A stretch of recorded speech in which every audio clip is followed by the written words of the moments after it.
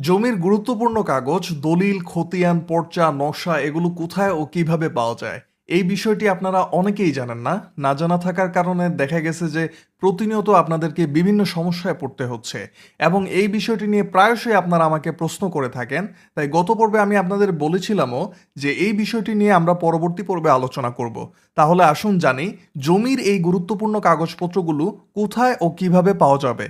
বরাবরের মতো আমি সাবের চৌধুরী রয়েছি আপনাদের সাথে। প্রিয় দর্শক, প্রথমত আসুন জানি দলিল কোথায় পাবেন। দলিল পাবেন সাব রেজিস্ট্রার অফিসে। সেখানে দলিল নাম্বার ও সন দিয়ে তালাশি করে দলিল বের করতে পারবেন। আর যদি নাম্বার ও সন জানা না থাকে তাহলে দাতা ও গ্রহীতার নাম, দাগ নাম্বার ইত্যাদির মাধ্যমে বের করতে পারবেন। তারপর পর্চা পেয়ে যাবেন আপনি সেটেলমেন্ট অফিসে। চূড়ান্ত প্রকাশনার পর আপনি রেকর্ড রুমে পেয়ে যাবেন। এরপর খতিয়ান পেয়ে যাবেন ইউনিয়ন ভূমি অফিসে। তবে এক্ষেত্রে মনে রাখবেন, ইউনিয়ন ভূমি অফিসে খতিয়ানের খসড়ার কপি পাবেন, সার্টিফাইড কপি কিন্তু আবার পাবেন না। আর খতিয়ানের সার্টিফাইড কপি পাবেন এসিল্যান্ড অফিসে, এরপর রেকর্ড রুমে। অনলাইনেও আপনি ইপর্চা.com থেকে খতিয়ানের কপি বের করতে পারবেন।